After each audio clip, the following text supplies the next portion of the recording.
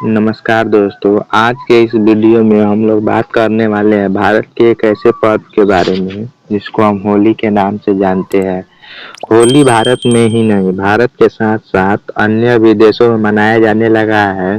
चलिए होली के बारे में कुछ जानते हैं कि होली कब और क्यों मनाया जाता है। तो इस पर बात करने से पहले हमारे तरफ से आपको और आपके समस्त परिवारों को होली की हार्दिक शुभकामनाएं।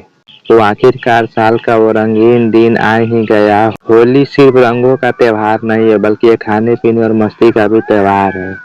तो चलिए जानते हैं कि होली कब और क्यों मनाया जाता है। तो होली फागुन महीने की पूर्णिमा के बाद चैत महीने की कृष्ण पक्ष को मनाया जाता है और उससे एक दिन पहले होलिका दहन जलाया जाता है। तो चलिए हम लोग जानते हैं कि होलिका दहन क्यों जलाया जाता है और होली किस लिए मनाया जाता है। तो चलिए जानते हैं कि आखिरकार होली मनाते क्यों है। इसके पीछे एक बहुत पुरानी कहानी है। चलिए इस कहानी को हम लोग जानते हैं।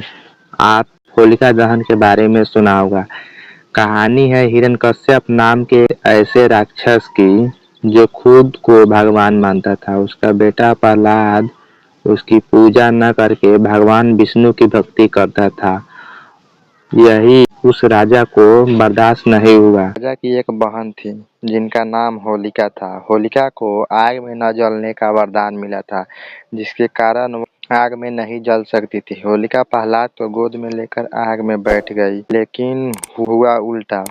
भक्त प्रहलाद की भक्ति के आगे होलिका का वरदान बेकार हो गया और वह जलकर खाक हो गई। प्रहलाद बच गए। तभी से होलिका दहन की परंपरा यानी हमेशा बुराई की हार और अच्छाई की जीत हुई है और अगले दिन हम खुशी में रंग खेलते हैं और होली मनाते हैं। वैसे तो होली से जुड़ी एक और प्यारी कहानी है भगवान कृष्ण और राधा की। कहते हैं कि कान्हा को शरारतें बहुत पसंद थी। कान्हा को लगता था कि उनका रंग सांवला है और राधा जी गोरी है, तो उन्होंने मजाक में राधा जी के चेहरे पर रंग लगा दिया।